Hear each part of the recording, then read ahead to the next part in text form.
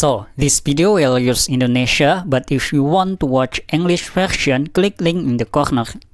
Jadi, gue buka-buka TikTok, lihat scene fighting ini.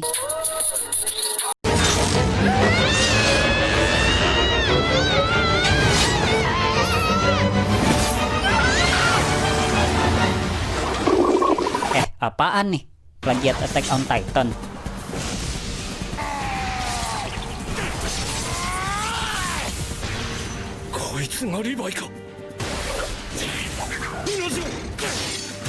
Plagiat Shingeki no Kyojin. Tapi kayaknya seru. Nanti malam deh gue coba tonton. Malamnya gue buka website langganan gue. Masih website ilegal sih. Miskin gue. Makanya kalian donasi lah supaya gue bisa langganan Crunchyroll atau Netflix. Dilihat dari cover artnya, wah gila, ini plagiat banget. Gue baca sinopsisnya dikit. Manusia hampir punah dan mereka berlindung dalam benteng. Wah, fix. Ini plagiat. Ini masih asumsi gue sebelum nonton ya. Oke, satu-satu deh kita breakdown. Pertama, cover artnya dulu deh. Terlihat seorang lelaki berpijak menyamping ke sebuah bangunan atau gedung, seolah ia baru saja bermanuver ke sana. Kan mereka nggak punya gedung. Ya, seperti yang gue bilang tadi, ini asumsi sebelum gue nonton. Dan gue masih sangat ingat asumsi itu. Ia mengenakan pakaian kaos putih dan juga celana panjang hijau yang memperlihatkan nuansa tentara atau petarung. Walaupun di bajunya ini kayaknya dia bertarung ketika dia belum bersiap memakai seragamnya. Itu asumsi ya.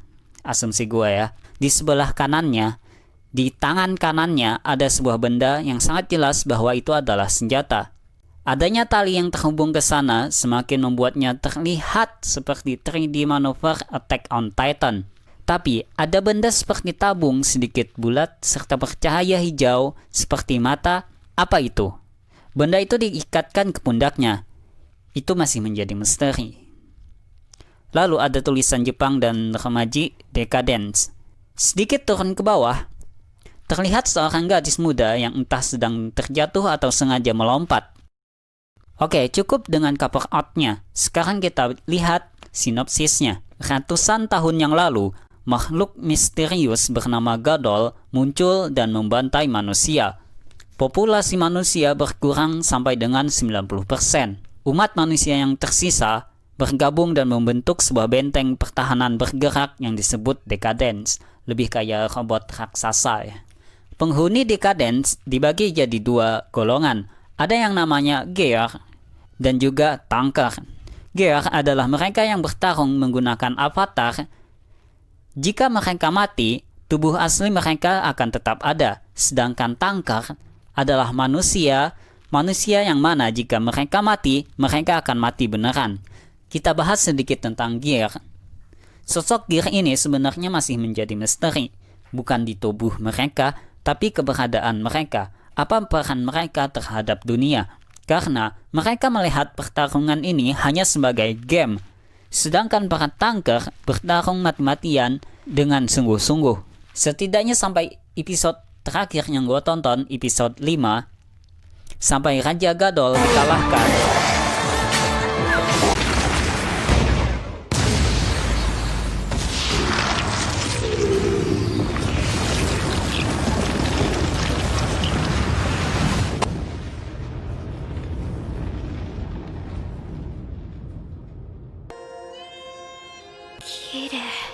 Seketika dunia berubah dengan makhluk yang baru.